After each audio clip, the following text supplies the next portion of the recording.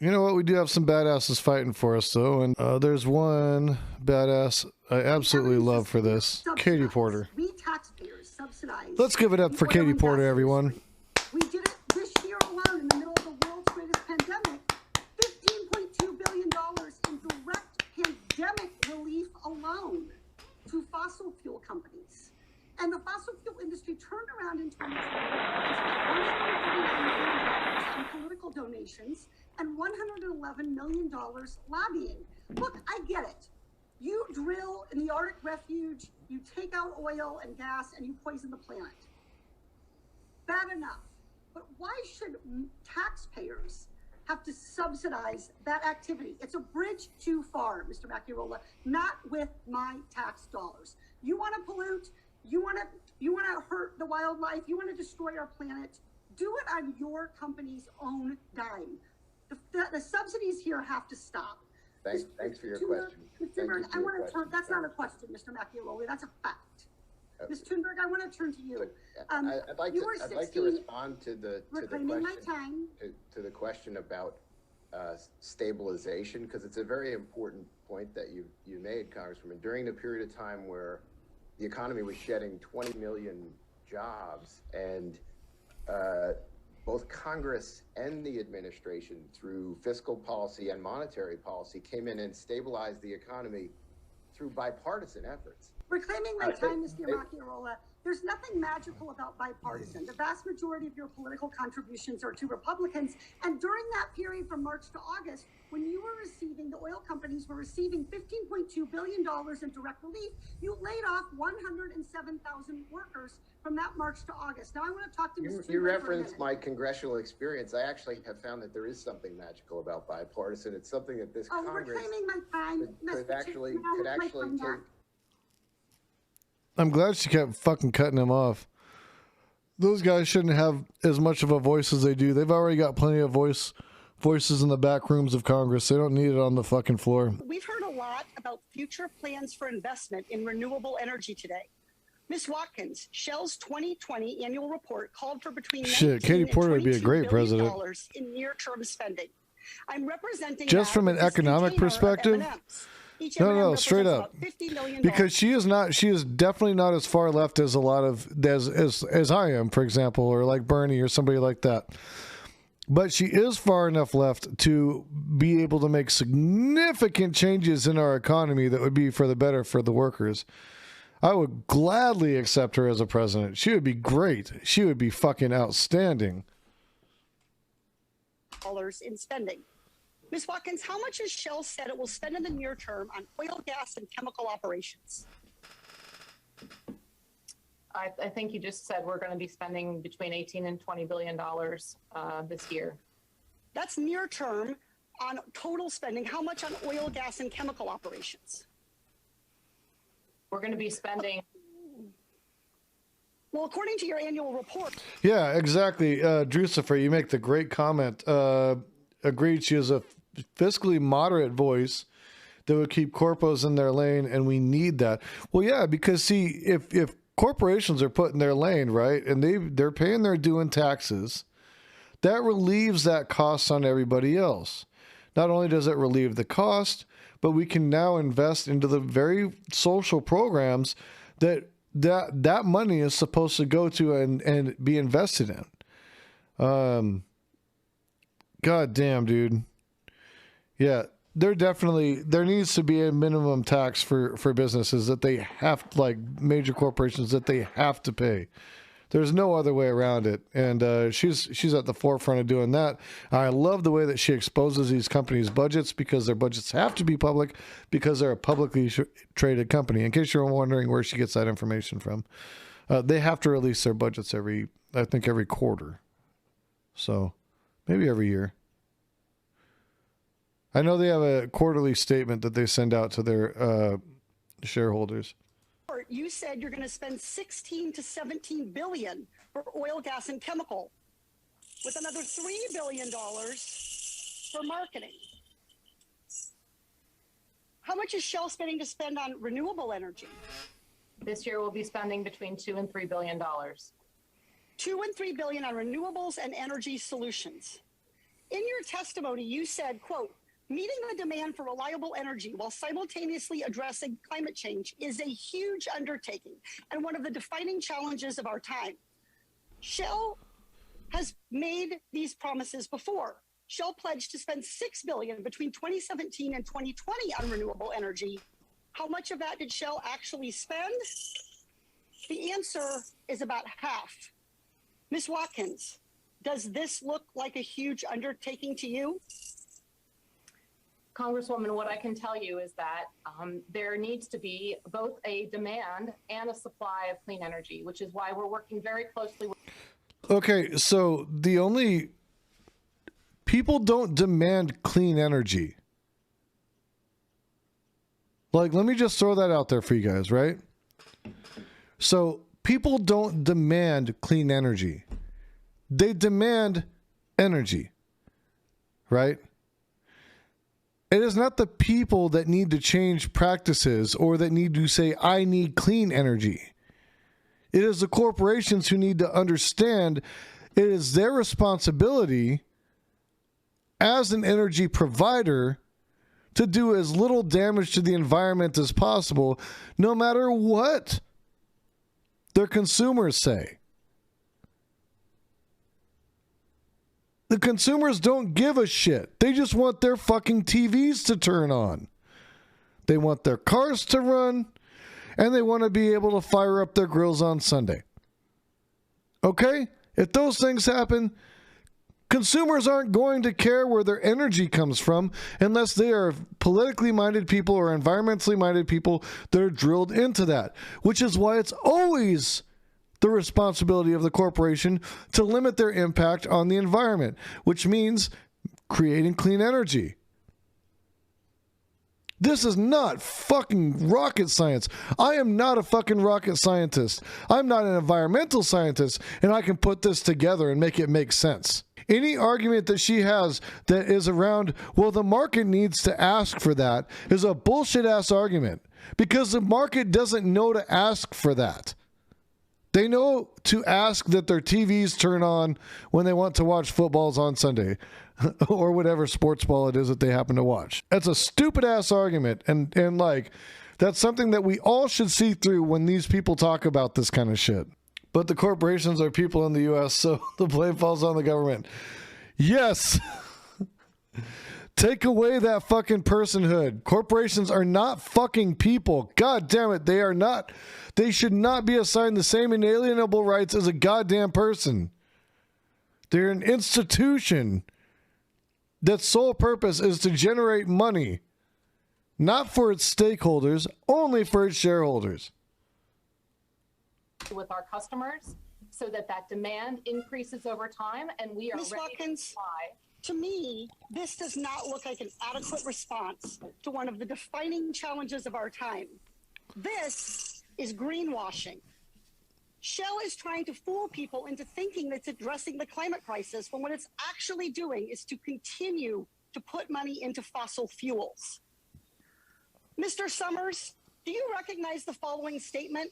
Banning federal leasing and development on federal lands and waters would derail decades of U.S. energy progress. I do, Congresswoman. That's your statement. How many of the Department of Interior's approved and ready to drill permits are currently unused? Right, the production quality. Congresswoman, it takes a long time to develop these leases that I appreciate that, Mr. Summers. I'm just asking how many permits are unused? Congresswoman, I think there's a fundamental misunderstanding as to how these Reclaiming my time, Beta. Mr. Summers, there are 7,700 permits unused. She just bodied that How dude. many acres of public land are already leased by fossil fuel companies and not even used yet, just available for drilling whenever you decide? Congresswoman, again, I think you have a fundamental misunderstanding as to how this process works and the time and resources. Reclaiming my time. Reclaiming my time. The answer is 13.9 million acres. To visualize how much land that is, if each grain of rice were 1 acre, that would be 479 pounds of rice. Better than Summer's fake plants on a shelf. Yeah, I know, right? Hey, at least it's not superpower broadcasting with the two Pixar lamps looking at each other. American Petroleum Institute even opposed pausing more leasing on our lands. They even sued to stop it because apparently this acreage wasn't enough. Mr. Wirth, you serve on the American Petroleum Institute's executive committee. Do you support a pause on new oil and gas leases on federal land? Congresswoman, access to resource in this country is essential. What's up, player? Glad to have you back, Wolfside. Our country and reclaiming my time. Mr. Lawler, do you support a pause? The administration, and it's our hope that the pause ends soon. We think it's important to go reclaiming forward. My time. Thank you for your answer. The answer there is no. Mr. Woods, do you support a pause on new federal? Damn, she's calling them all the fuck out, dude. All of them. She's calling all of them the fuck out. Come on, baby. Let's go. Let's go. Gas leases? No. Ms. Watkins, do you support a pause on new federal and gas leases? No, I do not, because I think You have 13.9 million acres. This is equivalent to Maryland and New Jersey combined. How much more do you need? How much more acreage? You have 2 of our 50 states at a price that makes the Louisiana Purchase look like a ripoff, and you're not even using it. What more do you need? Iowa, Colorado, Virginia? Our public land belongs to the American people, not to big oil. When you lobby and you sue so that you could take more of our public land, you're saying too much is never enough. The American people are tired of this charade. I yield back. Base! Base! I can watch Katie Porter school people all day long, dude. It's one of my favorite things to do. Royalty rates are the share. Let's see another one. Let's go. Mr. Murphy. Katie Porter appreciation stream. Fucking A. Subscribe, give subscriptions. We're trying to hit that fucking 50 subscriber mark. If you got it, help us out. We're trying to get there to do some shit. Murphy, I know you have a long family history in the oil business. What royalty rate did your grandfather pay on public land, federal public land? Mr. Chairman, Congresswoman, thank you for the question. But let me correct something. The royalty rate is not a share of the profits. Okay, it's a fixed fee. Thank you, Mr. Murphy. What fee did your grandfather pay on public lands? My grandfather didn't operate on public land, but once again, the royalty rate is not a share of the profits. It's something off the top. So, Mr. Murphy, reclaiming my time. Let me cut this short. Okay. 12.5% has been the royalty rate for drilling on public lands in the entire time that your family, 3 generations, have been oil barons. Now, since your grandfather started in this business, has drilling... I love how she was like, just openly like, yeah, you're a fucking oil baron, motherfucker. Like, check it out. This is what you are. We know. Okay. We know. We're going to call you by your name. Okay. Okay. Okay. What? Okay. Yeah. Technology gotten more cost effective? Yes or no? yes. All right, so it costs you less to drill. Why do you get to keep all of the savings rather than splitting that with taxpayers? Just because technology has advanced, doesn't necessarily mean that prices have come down. We can drill deeper and further than we could before, but maybe not less costly. I agree with you 100%, Jucifer. If every rep was like Rep Katie Porter, fuck, dude, I'd have so much love for our government. I'd be like, they're doing the good work right now. They are working for the people. And what I'm afraid of is that you've been misinformed as to what royalties are versus what profits are. What profits are. Mr. Murphy, let me make clear to you that I understand the difference between a profit and a royalty. A royalty is a percentage of what you extract from the land. A profit is what you make after you've paid your expenses. But I want to ask you a question. Are you arguing that you can't afford to give taxpayers a bigger share of your profits from public? Yeah, you're right. We could keep the issues on the table, Drew, because she does not let people divert her attention. Like, she's like, nope, And you see her reclaiming my time. That's why she says that. She got the answer she wanted. There isn't nuance to a lot of these answers that she's asking for. She just wants to get them saying it because it's the fucking truth, God damn it, and just own it, you know? And of course these fucking money mongers won't own their shit, and it pisses them off because they can't get in their slippery little fucking corporate speak. Okay, so I looked up Ghouls' mission statement, and it says what we believe. We believe elected officials Yes, back to the should Katie place Porter public appreciation interest stream. above any private interest. Mr. Chairman. Mr. Chairman. Please pause my time. Thank you. It's Congresswoman Harrell. I don't believe that question is germane to what we're discussing today. I think bringing private information and even calling my witness an oil They need to fix their shit. Questions are going down the wrong path. I understand, but I think members of Congress are given great latitude in the questions they're asked in all hearings, and I will give you the same kind of latitude. She was just pissed off because that's probably one of her donors. Which, Ms. Harrell, is about gas and oil. So it's pertinent to the topic of today's hearing. I looked up what Goal believes, and it says, we believe elected officials should place the public interest above any private interest. Given that goal of your organization called Goal, why should we not raise the royalty rate to whatever the market will bear? We haven't raised it in 100 years, so we don't really know what the market will bear. Aren't you asking us, by keeping the royalty interest frozen, to place the interest of your company above the public interest of taxpayers?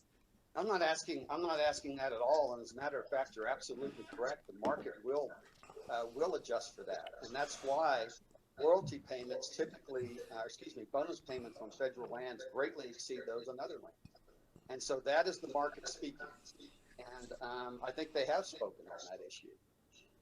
So you would encourage us to increase those bonus payments?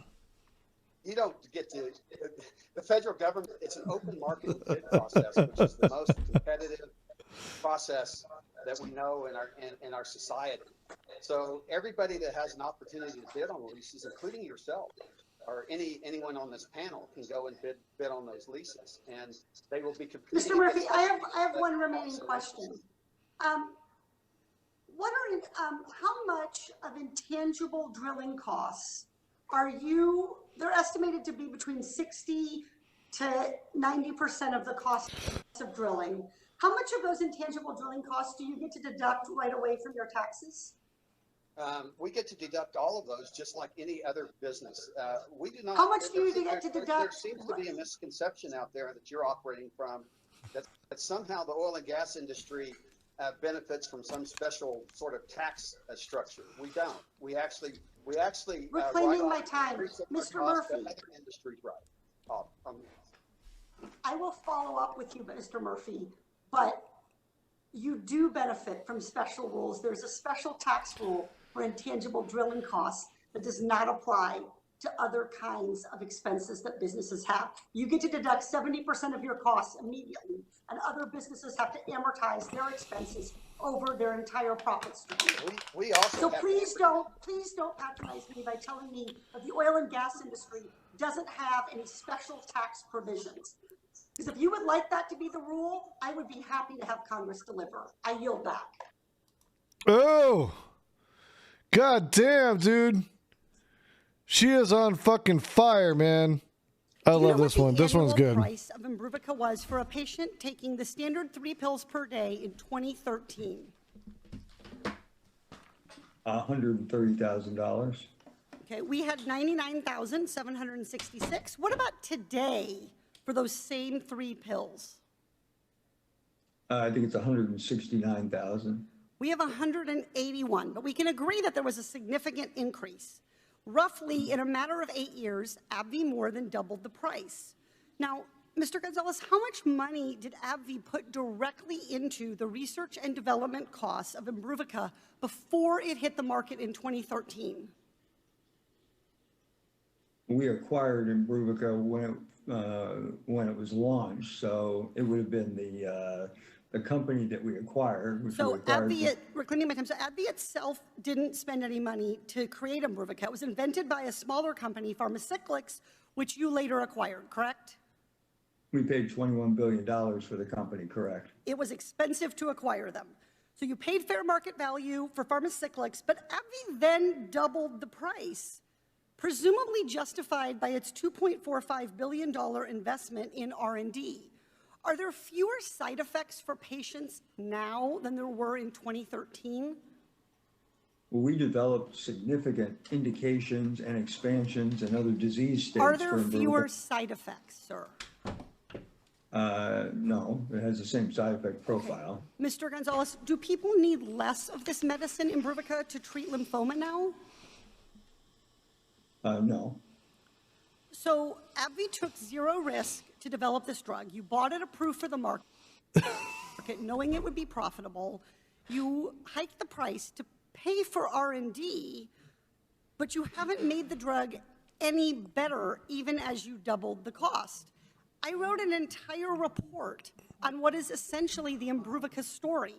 Big Pharma gobbles up a small innovative company, does nothing to improve the drug, but jacks up the price. Now, you told us that you spent $2.54 billion for R&D for Imbruvica, even though the drug didn't I get love the any whiteboard. better. Every time she Really, cracks it was out the all for whiteboard, I'm these like, shit's getting innovations and busy. indications, which are designed to Fucking, keep she's competitors going to off the market town, and man. find new sales opportunities. So I want to look at what other money AbbVie spends doing its business. You filed 165 patents for Imbruvica. You filed patents for Humira, other drugs to keep competitors off the market. How much did you spend on litigation and settlements from 2013 to 2018? Congressman, let me correct one thing that I think you just said. And it Don't is do not it. true that we didn't invest in additional Don't do it. indications and additional diseases. As an example, we received approval after the development work of graft versus host disease. Reclaiming my time. Mr. Gonzalez, how much did AbbVie spend on litigation and settlements from 2013 to 2018? I don't have that number offhand. We'll be happy to give it to you. Okay, $1.6 billion, $2.45 billion on R&D, $1.6 billion in litigation and settlements. What about marketing and advertising? How much does AbbVie spend on that? Well, marketing and advertising, we spend about $4 billion a year. Yep, 4.7, 1 billion. How about executive compensation, 2013 to 2018? I wonder if he realized this is not making him look good. It's probably on average about $60 million a year. Try 334 on for size. Now, how much did AbbVie spend on stock buybacks and stock buybacks and dividends to enrich your shareholders from 2013 to 2018? Well, stock buybacks. Well, yeah, because she just, look at this. you know why it looks like he's dead? Because she just fucking murdered him, man. Like, Jesus Christ. I would be so fucking scared to go up against Katie Porter, man. For stock buybacks, it would be about $13 billion. Stock buybacks and dividends is the question, sir. Dividends, we'll have to come back with a number for that over that period of time. $50 billion. So, Mr. Gonzalez, you're spending all this money to make sure you make money rather than spending money to invest in, develop drugs, and help patients with affordable life-saving drugs. You lie to patients when you charge them twice as much for an unimproved drug, and then you lie to policymakers when you tell us that R&D justifies those price increases. The big pharma fairy tale is one of groundbreaking R&D that justifies astronomical prices. But the pharma reality is that you spend most of your company's money making money for yourself and your shareholders. And the fact that you're not honest about this with patients and with policymakers, that you're feeding us lies, that we must pay astronomical prices to get innovative treatments is false. The American people, the patients, deserve so much better. I yield back. The gentlelady's time has expired. The gentleman from Kansas, Mr. LaTerna, is recognized for 5 minutes. Boom. Can't get mad at Katie. There's no escaping the whiteboard. Oh, shit. I probably have a dozen whiteboards at this point. I actually don't even know. I started out with one that was mounted on the You wall just in my don't. You don't hallway. come back It's from that still kind of there, roasting. But now I have a whole bunch. And one of my very favorite ones is this little small one and it fits inside my purse, which, I mean, one thing you can draw from this is I have a very large purse. But this one's really, really handy. And this way, if I'm doing something and someone says, can you put it on the whiteboard? Or it's too bad you don't have your whiteboard here. I can pull it out, but it's lighter than carrying around like a legal pad. The first time I tried to use the whiteboard was with Jamie Dimon, asking him about a hypothetical budget and how someone could make ends meet. And actually, the Republicans objected to the use of the whiteboard, and the chairwoman sustained their objection. It meant that I could not use the whiteboard. So I had to put it down, repeat things verbally. And I think that made it harder for Mr. Dimon to actually follow and harder to actually get an answer. So some committees, I think, see it as a welcome tool. I think other committees have seen it as a distraction, but it is the best both Oversight tool. and Natural Resources, where I'll be serving this year, are excited about. Don't you ever quit me.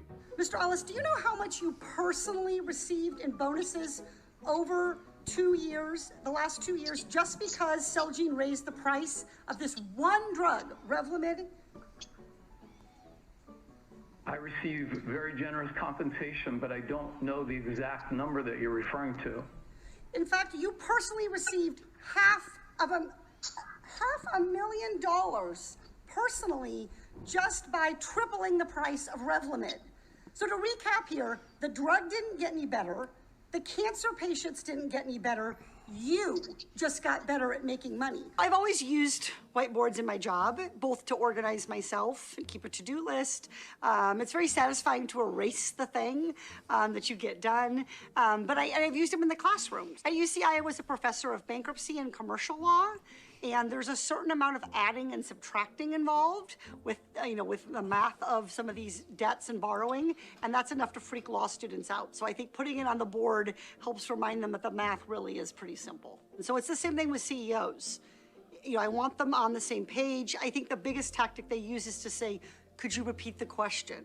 Or I couldn't follow you. And they're basically chewing up your time and stalling. And so the whiteboard's a way to get not only the person I'm questioning on the same page, but also to help the American people follow along. The way I think about hearings is that they're opportunities to learn.